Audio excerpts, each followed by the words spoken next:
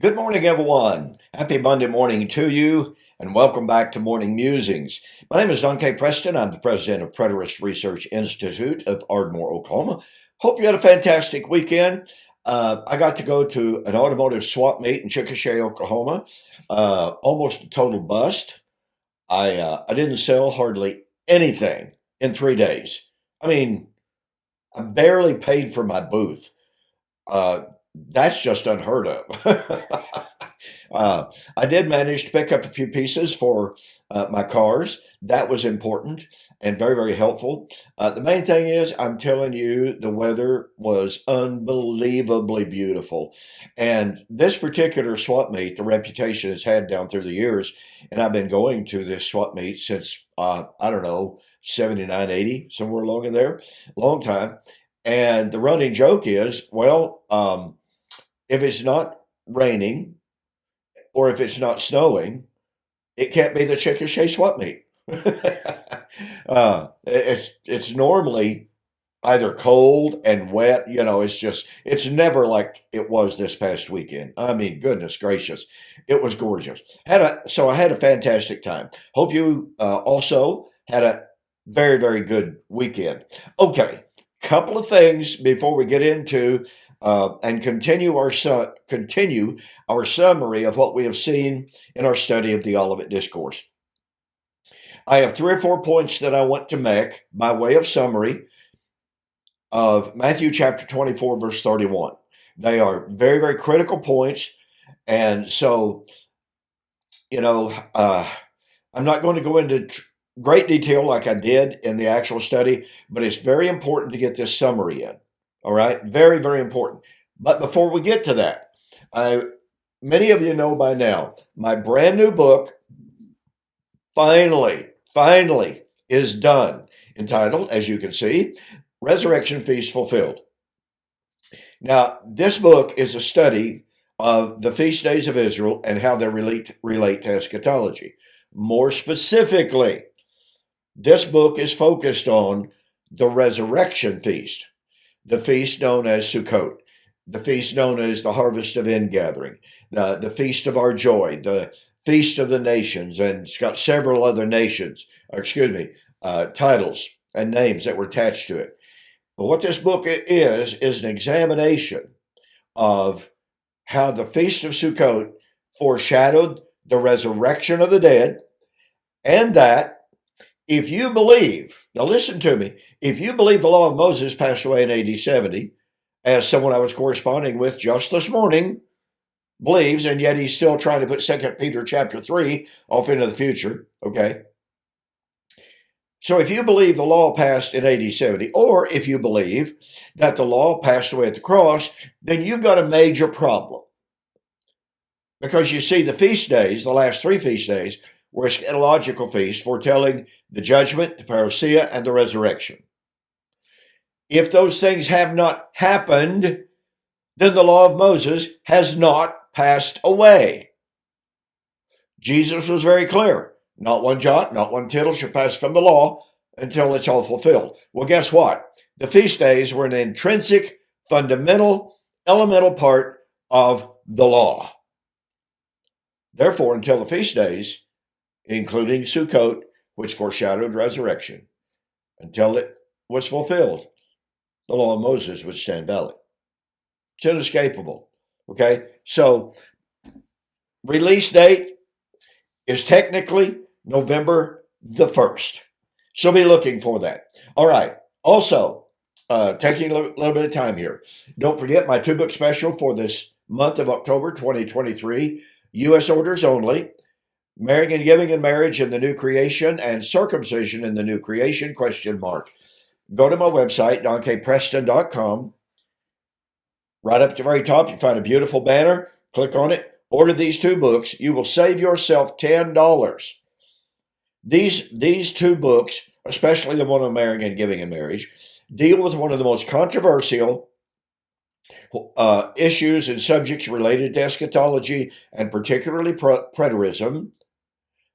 Since most people say, well, Jesus said in the age to come, there's no marrying. Preterists say we're in the age to come, but preterists are married. Therefore, that's self-contradictory. Well, these books cover that thoroughly, in depth, and they completely refute that argument. Okay? So, again, save yourself $10 by going to my website, donkpreston.com, and ordering the two books. All right. Now then, Matthew chapter 24, verse 31. What we have seen in our rather lengthy study of the Olivet Discourse is that this verse is in many, many ways the foundation of other New Testament passages dealing with eschatology. Point number one, however, and this may be a short video, all right? Fair warning. I won't promise, but it may be. The Son of Man will send forth his angels, and they shall gather together the elect from four winds of the heavens. This passage predicted the coming of the Son of Man. Verse 30, they shall see the sign of the Son of Man in the heavens, and they shall see the Son of Man coming on the clouds of heaven with power and great glory. As I have suggested to you, ladies and gentlemen, the fact that Jesus was using this terminology, the coming of the Son of Man, is so incredibly, incredibly important. Here's the paradox. Here's the irony, the conundrum, if you please. Bible commentary after Bible commentary say, well, when Jesus was talking about his coming on the clouds of heaven, that's a direct citation of Daniel chapter 7, 13 and 14. Amen to that. One scholar by the name of Andreas Stutz, I can provide the precise quote for anyone who wishes to have it, but Andreas Stutz points out that in his personal ministry, Jesus used the term many, many times. But when he talks about the coming of the Son of Man on the clouds, he is invariably using it in a context of judgment. No exceptions whatsoever. Now, here's the problem. The same commentaries that acknowledge that in Matthew 24, 30 and 31, Jesus is drawing directly on Daniel 7, 13 and 14, which said, Daniel said, I saw in the night visions, one like unto the Son of Man. And he came to the Ancient of Days, and he came on the clouds of heaven to the Ancient of Days, and there was given unto him a kingdom, a dominion, a power, a rule, if you please, that shall never pass away. So, here we have the coming of the Son of Man on the clouds of heaven. Folks, listen, catch the power of this. There is only one Old Testament prophecy which foretold the coming of the Son of Man on the clouds of heaven. One. That's Daniel chapter 7. So, in good Hebraic way of thinking, if you got one Old Testament prophecy that foretold the coming of the Son of Man on the clouds, and you've got Jesus saying the Son of Man was going to come on the clouds, then guess what? Jesus is citing Daniel chapter 7. But wait a minute. In Daniel chapter 7, that coming on the clouds of the Son of Man would be in judgment of the little horn. Now, look, I was raised believing that Daniel 7, 13 and 14 referred to the ascension of Christ in Acts chapter 1. I know that's still a very popular view, but if you go to Daniel chapter 7, it's discussing, point number one, the days of the Roman Empire. The days of the fourth empire from Daniel. That puts us in the days of Rome. Now, look, there's some former preterists say, oh, no, that can't be correct. No, because they're still coming from the perspective of Daniel. And Daniel was actually living in the days, of one of them, so it couldn't be coming. Well, that's just nonsensical. I mean, Commentator after commentator has answered that objection very effectively. I'm not going to take the time to go into it. But Daniel's predicting the days of the Roman Empire, just like Daniel chapter 2. Okay, so in the days of the Roman Empire, a little horn would arise, persecute the saints. The Son of Man would come when the thrones were set. Guess what would happen to the little horn? He'd be burned with fire. Guess what? The Son of Man would come in flaming fire, taking vengeance on those that do not know God. Even though the term Son of Man is not used in 2 Thessalonians chapter 1, it's what it's talking about. So, here we have Daniel coming as the Son of Man on the clouds of heaven to judge the little horn in the days of Rome.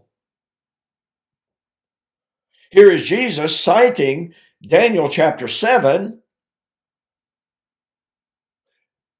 predicting his coming on the clouds in the time of judgment of Israel for persecuting his saints. Now, I'm well aware that in the dispensational world, and even in some, somewhat limited, but in some amillennial circles, it's believed that Matthew 24, 29 to 31 is actually talking about the end of time. Well, ladies and gentlemen, unless you can show that the coming of the Son of Man on the clouds of Matthew chapter 24 is a different coming from Daniel chapter 7. And by the way, got to say this, Daniel 7, that application that I've just mentioned is proven by the interpretation of the vision in Daniel 7:15 and following.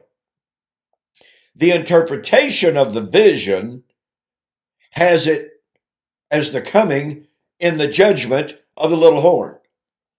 And yet, as I mentioned, some of these former preterists say, no, that can't be right. Well, if the interpretation given by Yahweh himself interprets the vision as the coming of the Ancient of Days, and by the way, coming as the Son of Man coming as the Ancient of Days, according to the Old Greek Septuagint. So if the interpretation gives it as the coming of the Son of Man as the Ancient of Days and judgment of the little horn, then nobody today has the right or the authority to say, oh, well, yeah, in Matthew 24:31, Jesus is quoting from Daniel chapter 7, but he's talking about the end of time.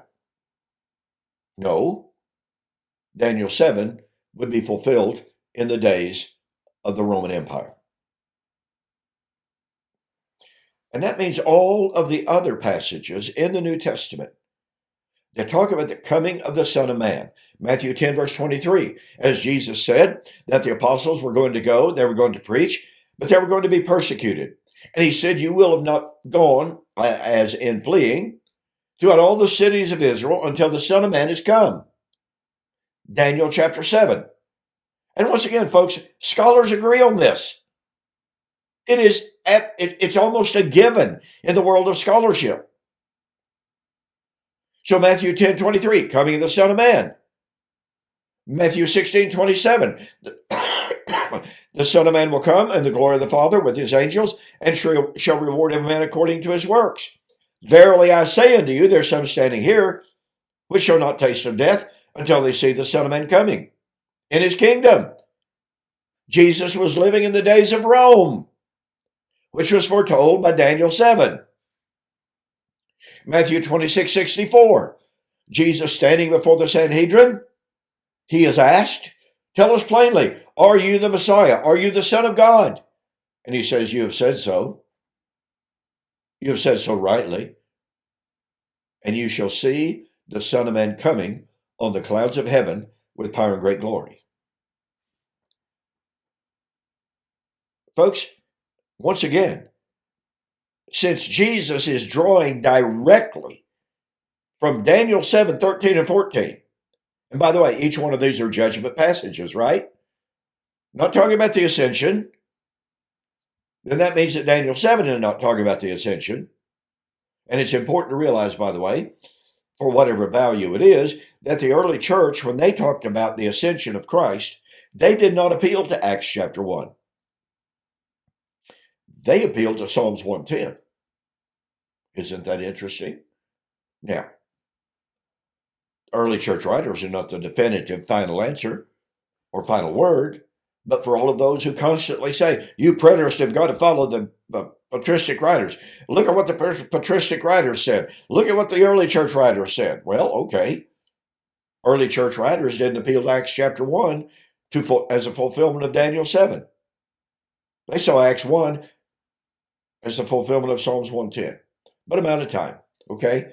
Boy, I hope you see the power of this.